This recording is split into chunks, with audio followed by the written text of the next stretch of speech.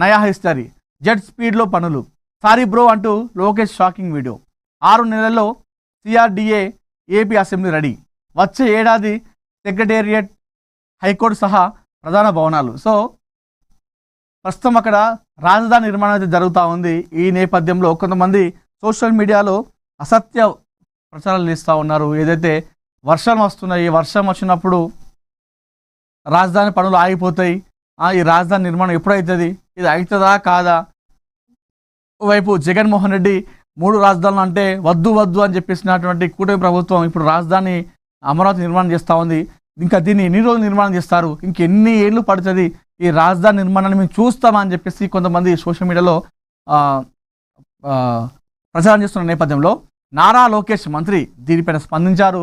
అక్కడ ఒక వీడియో కూడా చేయడం జరిగింది. సో అక్కడ జడి వానలో సైతం నిర్మాణ పనులు ఆగవు, ఖచ్చితంగా ఎంత పెద్ద జడివాన కొట్టినా, ఎంత పెద్ద విపత్తు సంభవించినా రాజధాని నిర్మాణ పనులు మాత్రం ఆగువు అని చెప్పేసి ఒక వీడియో రిలీజ్ చేయడం జరిగింది. నారా లోకేష్ తన అధికారిక ట్విట్టర్లో ఆ వీడియోని పోస్ట్ చేయడం జరిగింది. సో మీరు చూస్తున్నారు కదా, చాలామంది కూడా వర్షాలు కొడుతున్నాయి, ఇక రాజధాని నిర్మాణం కాదు, ఇది ఇప్పట్లో అయ్యేది కాదని చెప్పేసి అసత్యాలు ప్రచారం చేస్తూ ఉన్నారు. ఈ నేపథ్యంలో మీకు చూపిస్తా ఉన్నాను చూడండి video.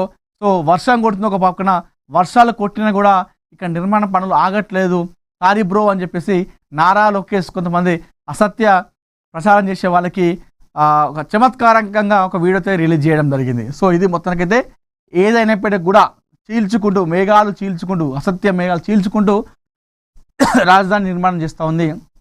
No brakes, only top gear అని చెప్పేసి ఇక్కడ మనం చూస్తూ ఉన్నాం. 6 నెలల్లో ఏపీ అసెంబ్లీ రెడీ అయిపోతుందట.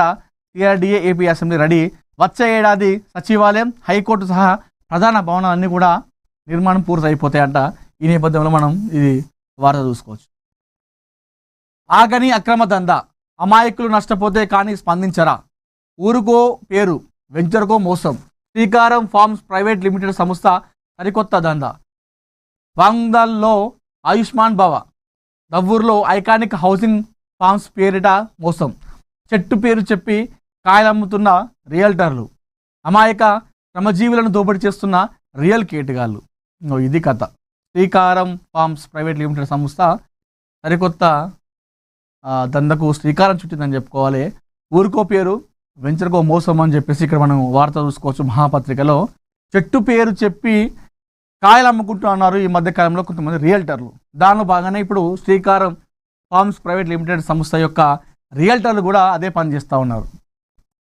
అమాయక శ్రమజీవులను దోపిడీ చేసుకుంటున్నారు ఈ కేటగాళ్ళు. సో చూద్దాం. అమాయక కొనుగోలుదారులను గురిడి కొట్టించడమే ధ్యేయంగా సాగుతున్న అక్రమ రియల్ దందాలో రోజుకో పక్కా వ్యూహంతో అక్రమార్కులు చెలరేగిపోతున్నారు.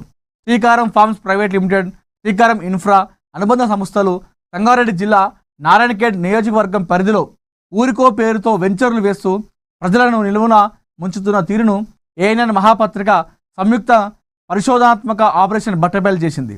సిర్గాపూర్ మండలం వాంగ్దాల్ గ్రామంలో ఒక పేరు, మనూరు మండలం దవ్వూరు పరిధిలో మరో పేరుతో సమాంతరంగా ఈ అక్రమ సామ్రాజ్యాన్ని విస్తరించి వ్యాపార దంద కొనసాగిస్తుందని క్షేత్రస్థాయి ఆధారాలు నిరూపిస్తున్నాయి. ఇంత జరుగుతున్న జిల్లా యాంత్రాంగం రియల్ మాఫియాపై ఎందుకు చర్యలు తీసుకోవడం లేదని స్థానికులు ప్రశ్నిస్తున్నారు. మనం ఈ ఏదైతే శ్రీకారం ఫార్మ్స్ ప్రైవేట్ లిమిటెడ్ సంస్థ ఉందో దానిపైన మొన్న కూడా మనం వీరి అరచకాలపై కవరేజ్ కూడా చేయడం జరిగింది. ఏఎన్ఎన్ మహాపత్రిక సంయుక్తంగా కూడా దీనిపైన ఒక పరిశోధనాత్మక సర్వే చేసి వీళ్ళు చేసినటువంటి అక్రమాలన్నీ కూడా మనం బయట పెడుతున్నాము. దీనిలో భాగంగానే మరొకసారి శ్రీకారం ఫార్మ్స్ ప్రైవేట్ లిమిటెడ్ యొక్క అరచకాలు దందాలు ఈ విధంగా ఉన్నాయి. అమాయక ఎవరైతే కొనుగోలుదారు ఉంటారో వాళ్ళందరినీ కూడా వీళ్ళను మోసం చేసే లక్ష్యంగా బురిడి కొట్టించినటువంటి ధ్యేయంగానే పెట్టుకొని ఈ దందాకు పాల్పడుతున్నారు. ఒక్కొక్క దగ్గరకు ఒక పేరు, ఊరుకో పేరు అని చెప్పేసి ఇక్కడ మనం చూస్తున్నాం. సమాంతరంగా ఊరుకో పేరు, ఊరుకో వెంచర్కో పేరు పెట్టుకొని అక్కడ రెండు కూడా సమాంతరంగా ఈ దందాకు పాల్పడుతున్నారు శ్రీకారం ఈ ఫార్మ్స్ ప్రైవేట్ లిమిటెడ్ సంస్థ. సో దీనిపైన మనం మొన్న కూడా ఇచ్చినప్పుడు కూడా మొన్న నేను చెప్పినాను. సో వీరి అరాచకాలు ఆపేంత వరకు కూడా ఏఎన్ఎన్ అదేవిధంగా మహాపత్రిక ఈ రెండు కూడా పోరాటం చేస్తానని చెప్పినాం. దానిలో భాగంగానే మరొకసారి దాని వార్తను మనం ఎపిసోడ్ 2 అని చెప్పేసి అనుకోవచ్చు. సో ఎపిసోడ్ 2లో కూడా మనం వారి గురించి చెప్తా ఉన్నాము. ఇది ఇక్కడ ఆగదు. అధికారులు స్పందించి వీరు చేసే అరాచకాలను అడ్డుకట్ట వేసేంత వరకు మహాపత్రికలో ఏఎన్ఎన్లో ఎపిసోడ్ 3, ఎపిసోడ్ 4, ఎపిసోడ్ 100 వరకు కూడా చేసుకుంటూ వెళ్తాం. వీరు అరాచకాలు బంద్ చేసే వరకు, అధికారులు స్పందించే వరకు. సో అధికారులు ఒకసారి ఈ శ్రీకారం ఫార్మ్స్ ప్రైవేట్ లిమిటెడ్ సంస్థ పైన ఒక నిఘా వేసి వారు చేసేటువంటి అక్రమాలపై ఒక కన్ను వేయాలని చెప్పేసి మహాపత్రిక ఏఎన్ఎన్ కోరుకుంటా ఉంది. ఇందిరా పార్క్ వద్ద కాక్రోచ్ పార్టీ భారీ నిరసన, ధర్మేంద్ర ప్రధాన్ రాజీనామాకు డిమాండ్. హైదరాబాద్లోని ఇందిరా పార్క్ ధర్నా చౌక్ వద్ద కాక్రోచ్ జనతా పార్టీ భారీ నిరసన ప్రదర్శన చేపట్టింది. పరీక్ష పత్రాల లీకేజీలు, విద్యా వ్యవస్థలోని అవకతవకలపై ధర్నా నిర్వహించింది. కేంద్ర విద్యాశాఖ మంత్రి ధర్మేంద్ర ప్రధాన్ రాజీనామా చేయాలని డిమాండ్ చేసింది. సిజిపి నిరసనలో నిరుద్యోగ యువత అధిక సంఖ్యలో పాల్గొన్నారు. అయితే ఏదైతే దేశంలో నీట్ పేపర్ లీక్ ఆరోపణల ఉద్యమం అయితే పెరుగుతూ ఉంది. ఇది కాక్రోచ్ జనతా పార్టీ ఆధ్వర్యంలో మనం మొన్న ఢిల్లీలో చూసాము. సో నిన్న వాళ్ళు హైదరాబాద్కి రావడం జరిగింది. హైదరాబాద్లో మహా నిరసన కార్యక్రమం చేపట్టారు. సో ఎవరైతే ధర్మేంద్ర మహాన్ ఉన్నారో కేంద్ర మంత్రి, ఈ నీట్ పేపర్ లీకేజ్కి ఆయన బాధ్యత వహిస్తూ రాజీనామా చేయాలని చెప్పేసి వాళ్ళు ముఖ్యంగా కోరుతా ఉన్నారు. దానిలో భాగంగా నేను హైదరాబాద్లో కూడా నిరసన కార్యక్రమం చేపట్టి అదే డిమాండ్ చేయడం జరిగింది. ఈ నిరసన కార్యక్రమంలో కాక్రోచ్ జనతా పార్టీ చూసినాము మనం గత కొన్ని రోజులుగా. ఈ పార్టీ పెట్టినప్పటి నుండి సోషల్ మీడియాలో ఎంతమంది ఫాలోవర్స్ వచ్చారో దీనిపైన చాలామంది కూడా డిస్కషన్ కూడా చేసుకుంటూ ఉన్నారు. దీనిపైన చర్చలు కూడా జరుపుతూ ఉన్నారు. ఇలాంటి నేపథ్యంలో నేను హైదరాబాద్ రావడంతో ఎంతోమంది నిరుద్యోగ యువతుల మొత్తం కూడా ఈ కార్యక్రమానికి హాజరు కావడం జరిగింది. చాలామంది పెద్ద ఎత్తున హాజరై వారికి సపోర్ట్గా నిలిచారని చెప్పుకోవాలి. మరి చూద్దాం ఇది ఎంత దూరం వెళ్తుంది, దీనికి నిరుద్యోగులు కావచ్చు, సామాన్య ప్రజల నుండి కాక్రోచ్ జనతా పార్టీకి ఎలాంటి ఆదరణ లభిస్తుంది అనేది కూడా మనం చూడాల్సిన అవసరం ఉంది. చిన్నారి జ్ఞానేశ్వరి కోసం రంగంలోకి ఎన్డీఆర్ఎఫ్, పెంపుడు కుక్క మృతితో కొనసాగుతున్న మిస్టరీ.